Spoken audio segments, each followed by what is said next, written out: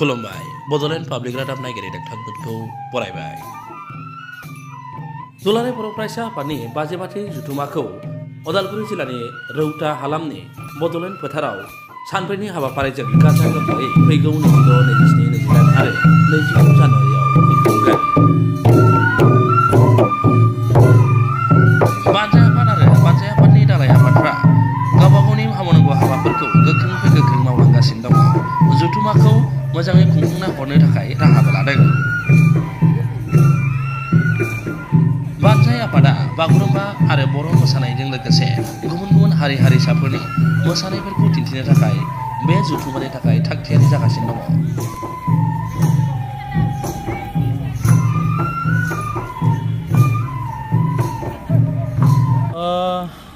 दुलाराय बर' फरायसा आफादनि 52 बोसोरसालिया जथुमा बियो रौतानि बड'लेण्ड फोथाराव जानो थांगासिनो दङ 26, 27, 28, 29 जानुवारि खालाराव। दा बेखायनो जोंहा बानजाय आफादनिफ्राय हारिमु दालाय आफादा साखाफारा खालामगासिनो दङ हारिमु बिथिङै। दा बे हारिमु दालाय आफादनिनो दिनै गासै 200सो जोंहा मोसाखावरि बिथांमोनखौ लानानै जा साखाफारा जागासिनो दङ फोरोंनाय जा हारिमु दिन्थिफुंनायनि थाखाय जथुमाखौ मोजाङै मोजां हारिमु बिथिङै दिन्थिफुंनो थाखाय आरो गाब गोनाङै दिन्थिफुंनो थाखाय। माबोरैहाय जेनेबा मा बेवहाय जोंहा माबाया हारिमु दालाय आफादा गुबुन गुबुन दोरोङारि बर'नि दोरोङारि मोसानाय आयदाफोरखौ साखाफारा खालामगासिनो दङ।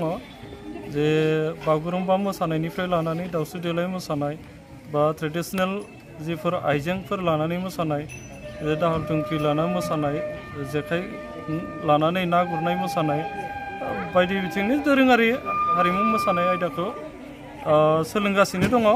बेजों लोगोसे जोंहा नसुंसे हादर भुटान रायजोनिफ्रायबो जोङो मोसाखावरि बिथांमोनखौ हांख्रायदों। लोगोसे अरुणाचल रायजोनिफ्रायबो जोङो मोसाखावरि हान्जा हांख्रायनाय जादों आरो जोंनि आसामनि नसुंसे रायजो मणिपुर रायजोनिफ्रायबो मोसाखावरि हान्जा जोङो हांख्रायनाय जादों। दा बेनि गेजेरजोंनो लोगोसे जोङो आसामाव थानाय गुबुन गुबुन हारि हारिसाफोरनि दोरोङारि मोसानाय हान्जा बिथांमोनखौबो जों खावलायनाय जादों।